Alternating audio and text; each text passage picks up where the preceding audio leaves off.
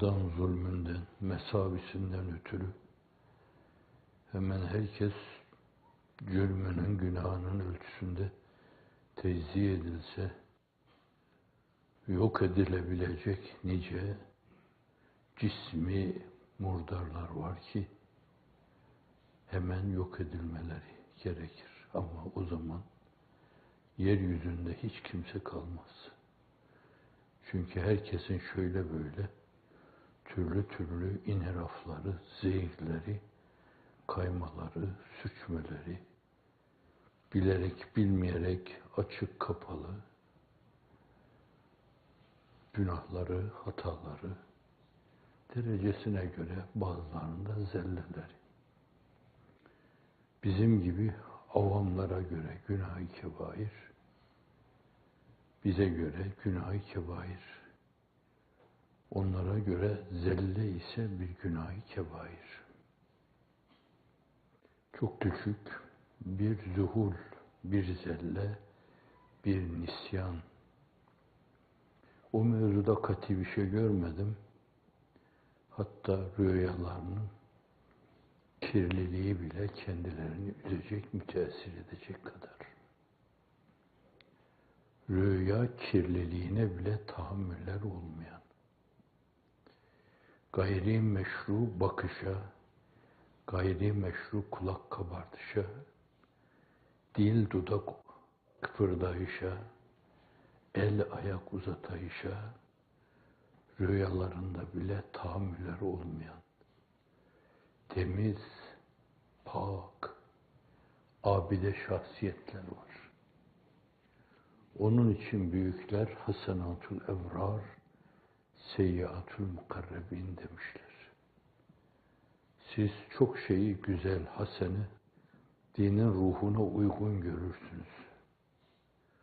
Oysa ki onları en büyük günah kabul ederler. Hemen kalpleri titreyerek Beyt-i Huda diye tasavvuf dilinde dilbent edilen, dillere pelesenk edilen o Beyt-i Huda'yı hemen temizleme azmu cihdiyle metafizik gerilime geçer. Bir an evvel temizlemeye dururlar. Ne ettim ki benim rüyalarıma bu türlü kirli şeyler girdi. Birine uygunsuz, naseza, nabeca sözler söyledim. Birine yumruk sıktım. Birine donumdaki mahlukata ait hususiyetle tekme attım. Birine ağzıma gelen her şeyi söyledim.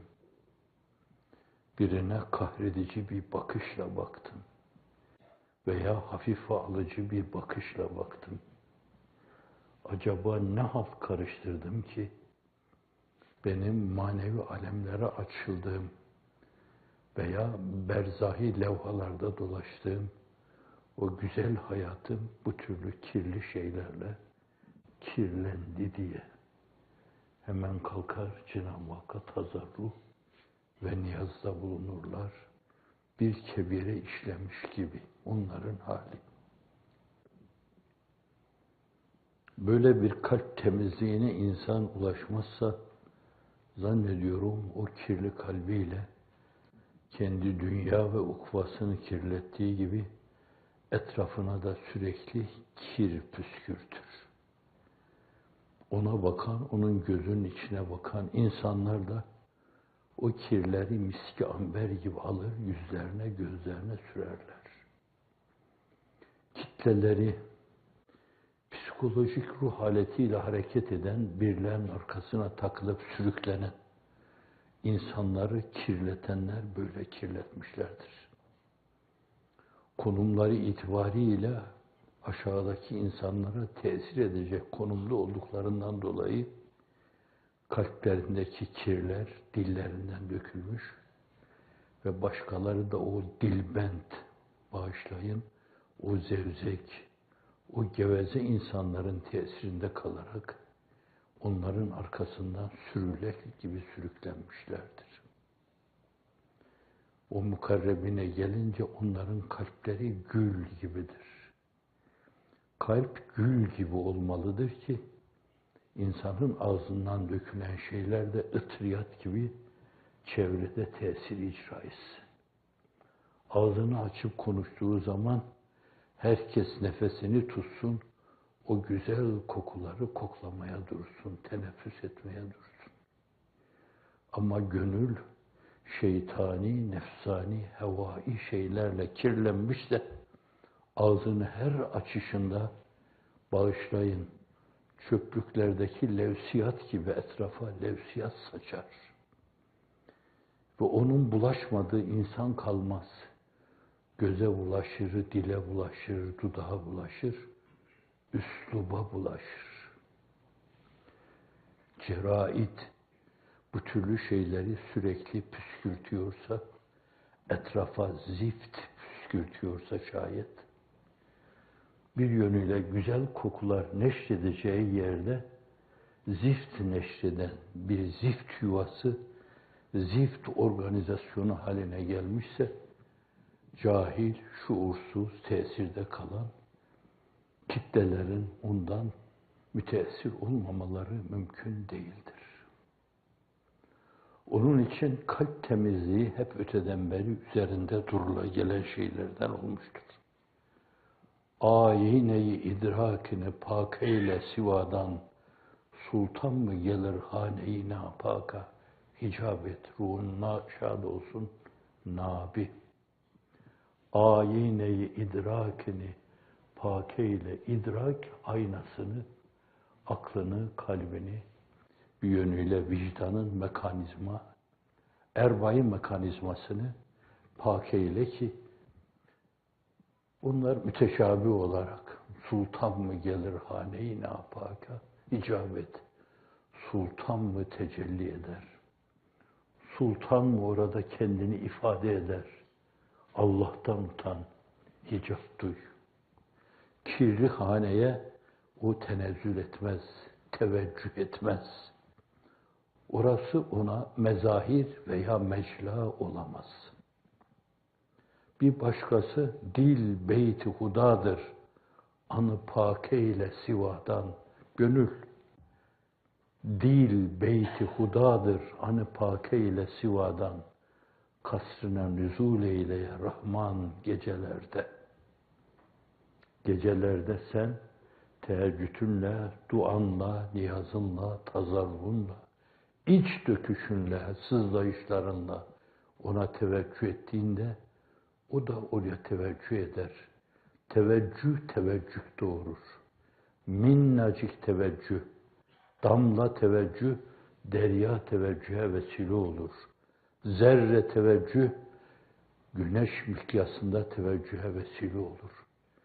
Siz ona teveccüh ederseniz ciriminizce, o cirimler üstü bir kemmu keyif size bir teveccüh eder ki meslu mahmur hale gelir. Heymandan hafakanlara girersiniz. Dil beyti hudadır anı pake ile sivadan, kasrine nüzul eyleye Rahman gecelerde diyor. Uzun bir naatında veya münacatında, ey dide nedir uyku, gel uyan gecelerde. Kur'an'ın ruhuna uygun. İnne fî halqis semâvâti vel ard ve ihtilâfil leyli ven nehâri leâyâtin li ulil albâb ellezîne yezkurûnallâhe kıyâmen ve qu'ûden ve alâ cunûbihim ve yetefekkerûne fî halqis semâvâti vel ard. Rabbena mâ halakte hâzâ bâtıla Sübhâneke fekine azâbennâr.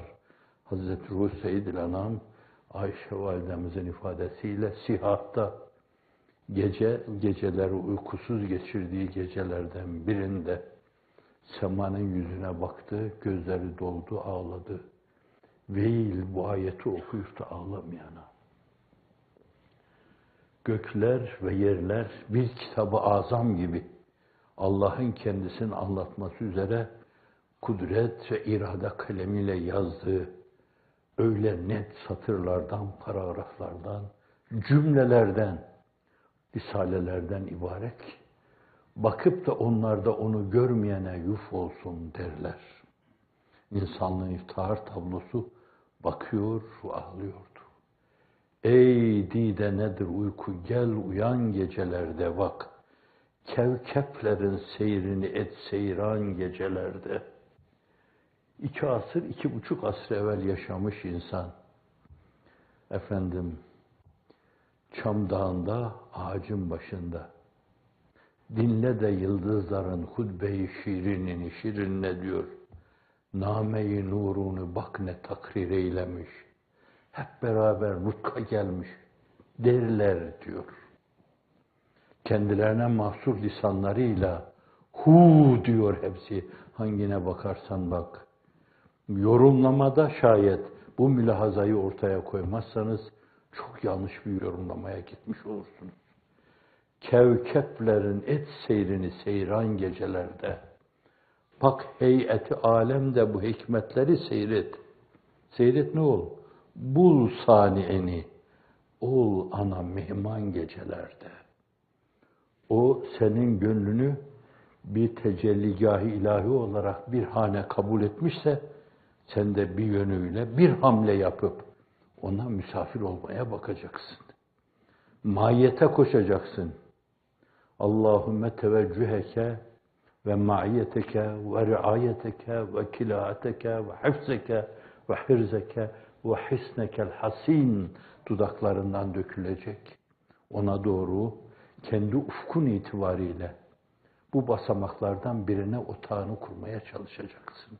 Maiyet mi, üstü bir şey mi, tam bir hırzı hasine mahzun kalarak bütün dünya ve mafihadan tecerrüt etmek mi, aşku, iştiyaku, likaullah mülahazasına otağını kurmak mı?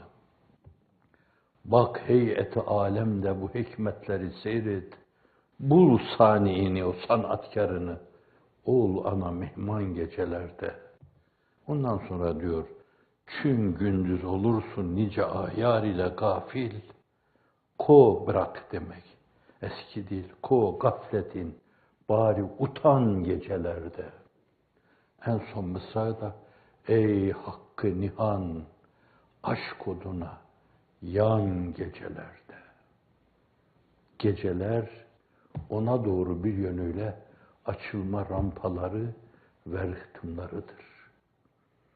Geceyi ihmal eden, rıhtımı değerlendirememiş, açılan gemilere binememiş, yelkenlere binememiş, ona doğru seyahata yelken açamamıştır. Gecesi olmayanın gündüzü de kapkaranlıktır. Kur'an-ı Kerim değişik yerlerde, kaç yerde delaletin değişik türleriyle hep ona dikkati çekmiş.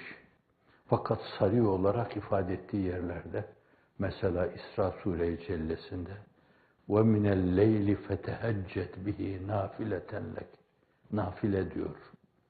İnsan farzlarla Cenab-ı Hakk'a yaklaşır. Fakat nafile ile öyle bir kurbe ulaşır ki, bu da yine müteşabih. Allah onun gören gözü, işiten kulağı, tutan eli, onu doğruya yürüten iradesi, meşiyeti olur. Burada müteşabih olarak ayak tabirini kullanıyor. İnsanlığın iftihar tablosu. Ve minel leyli fetehecced bihi nafileten lek asa en yeb'aseke rabbuke makamen mahmuda. Ezandan sonra okuyoruz ya veb'ashu makamen mahmuda. Ahirette makamların en yükseği olan, herkesin onun karşısında övgüyle dilbeste kesildiği bir makam. Bakanları imrendiren, kıskandıran bir makam. O tarafta müminler için kıskanma meselesi olmaz. Çünkü o duygu insanların sinesinden silinip gitmiştir. Fakat bir Tegabün suresinde ifade buyurulduğu gibi vardır.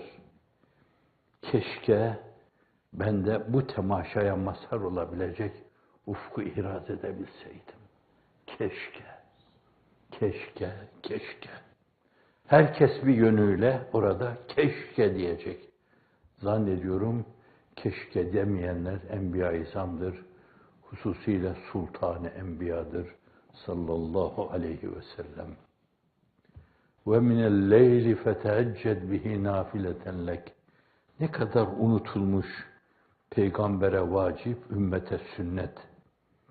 Bir yönüyle berzah alemlerine seyahat manasına gelen, ahiret alemlerinin projektörlerinin düğmesi mahiyetinde sayılan, öbür alemi aydınlatabilecek projektörlerin anahtarı mahiyetinde salınan teheccüd, toplumumuzca belki İslam dünyasında pek çok toplumlarca unutulmuş bir miraçtır, bir basamaktır veya bir merdivendir ona doğru yükselme. Mahiyete ulaşma adına bir merdiven, bir miraç, bir asansördür. Burada ve minel leyli fetehecced diyor. Dehr suresinde ve minel leyli fescud lehu. Başını yere koy, kemal-i tazimle, tevazunu tam ifade edecek bir tavırla ona içini dök. Ve minel leyli fescud lehu ve sebbihhu leylen tavila. Upuzun bir gecede sürekli hep onu tesbihu takdis et. Noksan sıfatlardan o müberradır. Sen de o tebriatı dinlendir. Allah'ım sen kemal sıfatlarıyla muttasıf, noksan sıfatlardan münezzeh, zat-ı bahtınla bir mevcudu meçhulsun, ihate edemeyiz. Ve minel leyli fescud lehu ve sebbihhu leylen tavila.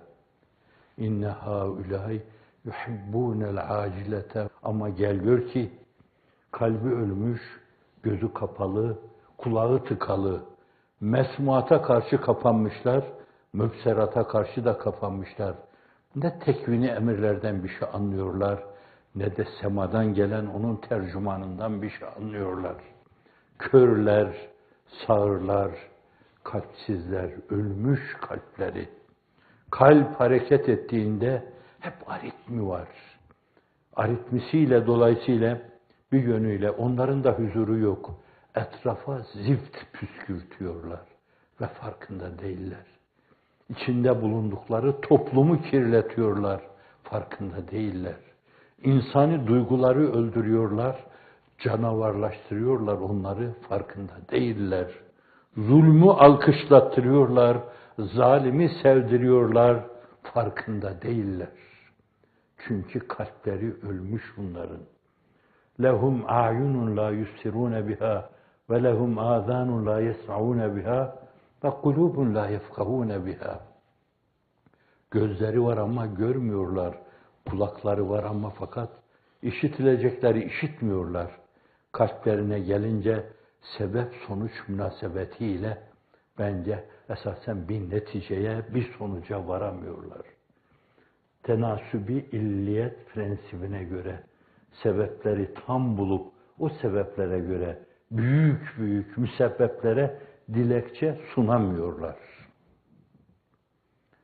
Evet, insanlığın iftihar tablosuna ilk gelen, Mekke'de ilk gelen sureler, İkra bismi rabbikellezi halak, oku deyip, okumanın ne demek olduğunu onu anlattıktan sonra, ya eyyühel müzzemmil, ey örtüsüne bürünen insan, ya eyyühel müzzemmil, kumil leyl illa kalilen, nisfehu ev inqus minhu kalila.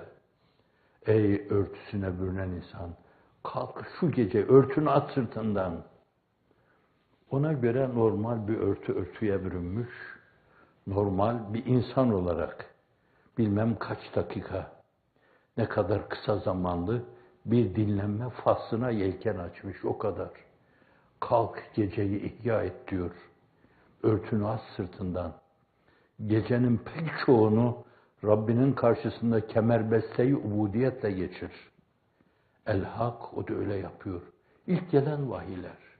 Ondan sonraki sure ya eyyühel müddessir kum feenzir. İkinci vazifen ey yatan peygamber örtüsüne bürünen, burada disar diyor. Bu aynı zamanda onun neye sarılıp ne ile yattığını göstermesi açısından da çok önemlidir. Sadece tül gibi bir şey üzerine alıyor, hasır gibi bir yerde mübarek ayaklarını uzatmadan kıvırıyor, elini başının altına koyuyor, kıbleye müteveccihen duruyor, kaç dakika uyuyorsa uyuyor. O da öyle uyuyor ki gözler uyurken kalbi uyumuyor. Melekut alemine açık daima. Orada bile Allah'la münasebet içinde geçiriyor o mübarek, o nurlu, nur efşan dakikalarını. Müddessir, disarına bürünen insan, kum feenzir. Sana vahiy geldi, kalk insanları eğri yolun encamından sakındır. Gittikleri yol doğru değil. O bir zulüm yolu, o bir küfür ve küfran yolu, o bir insaf yolu, o bir irtikap yolu, o bir ihtilas yolu, o bir hak bilmemezlik yolu, o bir adaleti ayaklar altına çiğneme yolu. İnsanlar Şiraze'den çıkmış bir kitabın eczası gibi dağılmış etrafa. Ahseni takvime mazhariyeti ayaklarının altına almışlar ve esasen kendileri ayaklar altına alınmış. İnsani kıymetlerini çiğnetiyorlar. Kalk bu zavallı derbederleri, günümüzün Müslümanları gibi, kalk bu zavallı derbederleri, bu perişanları, bu manevi hayatları itibariyle, manevi anatomileri itibariyle, kalbi ölmüş insanları veya kalpleri zift yuvası haline gelmiş insanları, zulüm yaparken gülüp duran, kahkaha atan, nezaketin müsaade etseydi, edepsiz insanları eğri yolun encamından sakındır. وَرَبَّكَ فَكَبِّرْ O büyük olan Rabbini, ekber diye kendini ifade eden Rabbini sen de tekbir et. Allahu ekber kebira velhamdülillahi kesira fesubhanallahi bukreten ve asila. La ilahe illallahu vahde nasara abde azze cünde hezemel ahsabe vahde la şerike leh. De, onu tazim edebildiğin kadar tazim et. Zerre kadar kendisine gelen emirler mevzuunda muhalefet şöyle dursun, muhalefetin rüyasını bile görmemiştir. Ona ruhlarımız, canlarımız kurban olsun. Allah bizi vesayetinden, gölgesinden ayırmasın. Vaka gölgesi yere düşmez onun. Itri'nin ifade ettiği gibi gölgesi yere düşmez bir nahli tursun. Mihri alem girsin. O öyle birisiydi ama Allah gölge manasına vesayetinden bizleri zerre kadar ayırmasın. O emirlere öyle riayet ediyordu ki sabahlara kadar kemerbeste-i ubudiyet içinde ayakta duruyordu.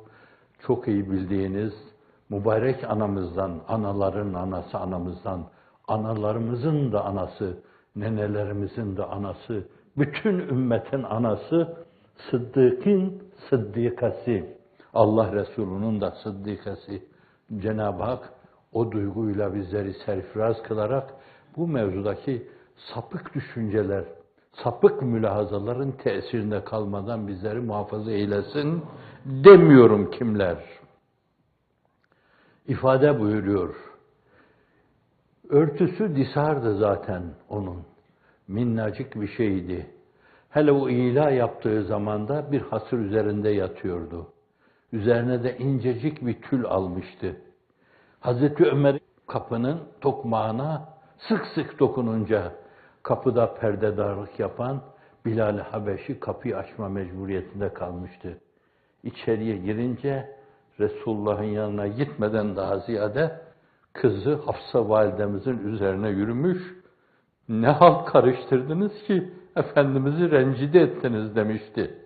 Hazreti Ebubekir de kerimeyi, mübecceleyi, mukaddeseyi, münezzehesi üzerine yürümüş. Ailde ve Ayşe validemizi hitap etmişlerdi.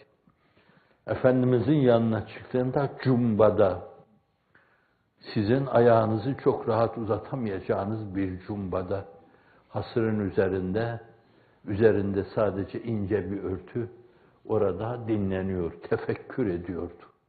Yatarken bile, madem gözleri uyuyor, kalbi uyumuyor. Tefekkür, tedebbür, tezekkürle yatarken bile hayatının derinlikleri peşinde koşuyordu. Öyle bir kalbi derinliği vardı ki, ama o bir mezit, helm-i mezit abidesiydi. Verilen şeyler karşısında, ey namütenahi olan Rabbim, namütenahilik istikametinde daha yok mu, daha yok mu diyordu.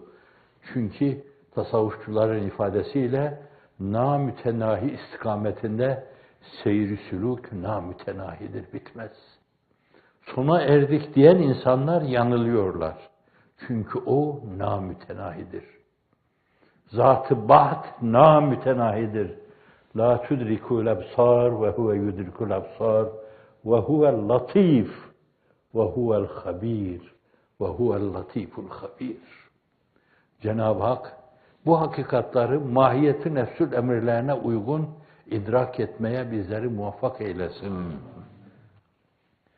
Hazreti Ömer'in girdiğini görünce o ona ne kadar delice saygılıysa insanlığın iftihar tablosu da onlara karşı saygılı olmada, haklarını verme mevzuunda hayali bir kusur bile etmezdi. Hemen doğrulup bir yönüyle oturmuşlardı. Onun mübarek vücudu yanı bir yönüyle yattığı hasırdan dolayı adeta delik deşik gibi olmuştu. Hasır iz bırakmıştı. Koca Ömer, yiğit Ömer, mert Ömer. Pek öyle değişik şeyler karşısında ağlamayan Ömer, gözyaşlarını tutamamış, hıçkıra hıçkıra ağlamıştı. Niye ağlıyorsun ya Ömer? Bizanslar, Romalılar, Persler şöyle saltanat ve debdebe içindeler. Sen sultan-ı kainatsın, hele haline bak. Emma terda en tekune lehumud dünya ve lenel ahire. Ya Ömer, istemez misin dünya onların olsun, ahirette bizim olsun? Allah ne demiş, ne dilemişse onu delaletin bütün çeşitleriyle test ederek, bu delalet şunu ifade ediyor. Bu da dal bil ibaresi, dal bil işaresi, dal bil delaleti, dal bil ihtizası, dal bil işaresi. Bunların hepsi değişik delalet yollarıyla bir şey ifade ediyor. Onların hepsine göre kendisini öyle ayarlamış, o tabir kullanılacaksa öyle regüle etmiş, öyle kalibrasyondan geçirmiş ki milimi milimine riayet ediyor her şeye. İşte bu kâmetteki kâmeti bâlâ, o daracık hücresinde, cumba gibi hücresinde yatarken, bir insan yatıyorsa bir yatakta şayet, orada bir başka insanın namaz kılacağı kadar yer kalmamış, hayatını böyle geçiriyor. Ben peygamberim yolunda diyen sahtekar, müzaaf yalancılar, düzenbazlar, dolandırıcılar, sahtekarlar, şuursuz kitleleri Müslümanım diye kandıranlar, Müslümanlığı getireceğiz diye kandıran sahtekarlar, binlerle, yüz binlerle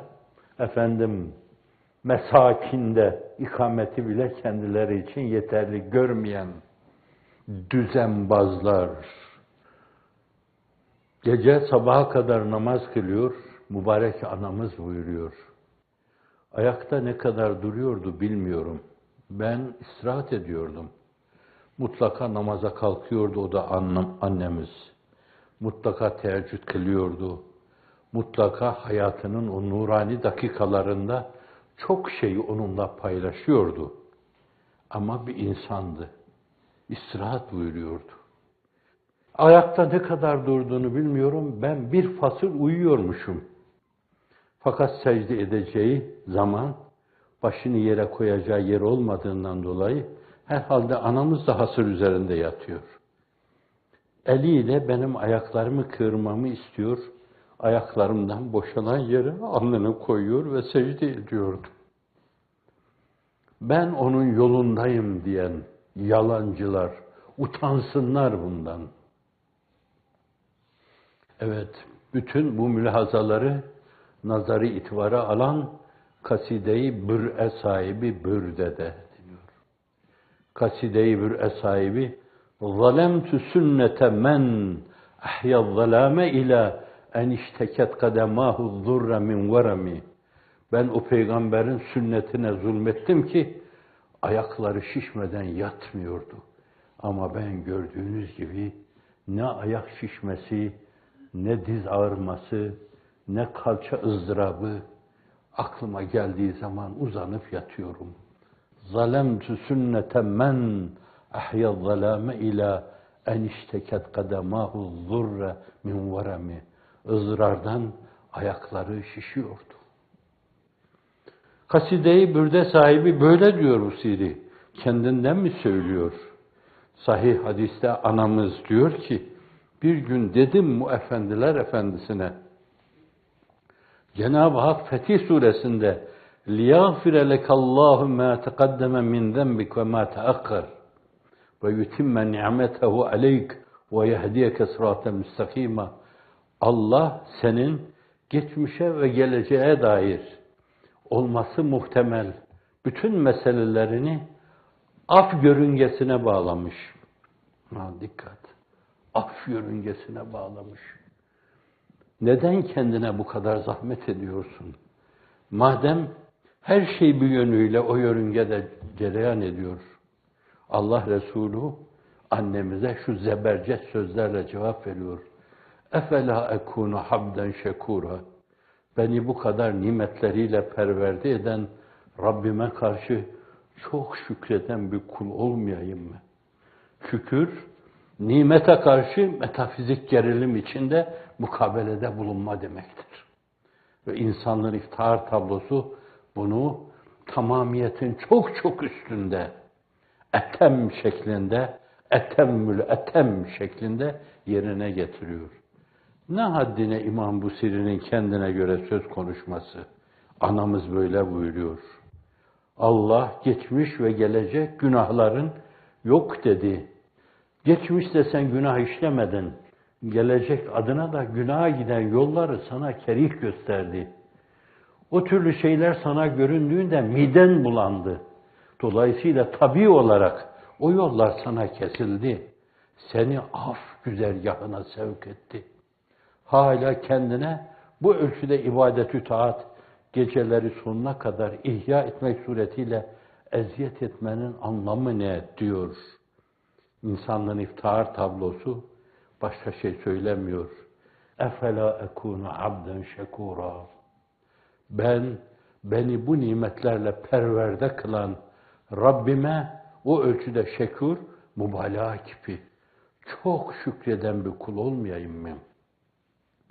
Aslında Kur'an-ı Kerim Hazreti Davud, Hazreti Süleyman'la alakalı bahisleri ifade ederken وَقَلِيلٌ مِنْ عِبَادِيَ şekur buyuruyor. Allah'ın kulları arasında Allah'ın azametine göre ve onun başkalarını nimetleriyle perverde etmesine mukabil o ölçüde mütenasip şükreden kul sayısı çok azdır. İşte o Allah Resulüdür. O nimetlere göre Cenab-ı Hakk'a karşı bir hakkın mukabelede bulunan, şükür gelen nimetlere mukabelede bulunma amelesidir. Kavli, fiili, hali, fikri, hissi, mantıki mukabelede bulunma tavrıdır. Efela ekunu abden şekura. Evet, kalp bu ölçüde berrak bir ayne-i Rabbaniye olunca bir de onu sürekli lebriz edip ondan gelen tecellilerle, değişik dalga boyundaki tecellilerle doldurup taşıran birisi, o demek Akif bu lebriz tabirini kullanır. Onu öyle lebriz edince bu hale gelir bir yönüyle ve gezerken, tozarken gezdiği her yer İbn Abbas'ın dolaştığı çarşılar gibi acaba bir ıtriyat tıpçı mı geçti diye herkesi merakla kapıya, pencereye sevk eder. Acaba bir ıtriyatçı mı geçti diye. Evet, kalp bu ölçüde gül gibi olmuşsa, dolaştığı her yerde de adeta güller açar, gül kokuları saçar. Biliyor musunuz? Marazı kalbe müptela olduğumdan dolayı, evet bu da beni kalp vadilerine sevk etti. Yoksa ne haddime kalpten bahsetmek. Biz kalp demişiz. Bazen ona latife-i Rabbaniye demişiz. Bazen bir yönüyle büyüklerin ufku itibariyle tam bir yönüyle münezzehiyete, mazhariyete açısından latife-i Sübhaniye demişiz. Yani tecelligâh-ı ilahi, beyti huda olması itibariyle o tenzihi nazar itibarı alarak latife-i Sübhaniye demişiz. Bazen de hassasiyeti, inceliği bir yönüyle değişik şeyler karşısında teessür duyulacak şeyler karşısında teessürü, belki kırılacak şeyler karşısında kırılması itibariyle de, belki bir buğdu açısından, onun kendine mahsus bir derinliği açısından, nasıl anatomide değişik sistemlerden mürekkep yani, harekete geçiren sistemi var bir yönüyle, harekete geçen yanı var, bir yönüyle hareketi ritme sevk eden yanları var, değişik mekanizmalardan meydana gelmiş, anatomik bir yapıya sahip. Aynen öyle de bir yönüyle bedene nispeten ruh nasılsa latife-i Rabbaniye dediğimiz şey de o maddi, sanevberi, çam kozalağı nev'indeki kalbe bir ruh mahiyetindedir. Latife-i Rabbaniye, kalp dediğimiz şey odur. Onun kendine mahsus bir derinliğine de fonksiyonları itibariyle biz gönül diyoruz. Koyma ondan oluyor, gönül koydu. Kırılma ondan oluyor, gönül kırıldı. Efendim, ona tutulma, dilbeste, gönül dilbeste oldu. Onu çok iyi bilme sevdasına tutuldu, gönül aşina oldu. Yandı ona iştiyakla, gönül iştiyakı likaullah oldu. Demek suretiyle o latife-i Rabbaniye'ye ait esasen ona mahsus ayrı bir derinliği, bu değişik nuans farkı mahfuz, bu değişikliği ifade ede gelmişler. Allahümme ef'ideten selimeten tuğnina biha enil gilli ve hiş.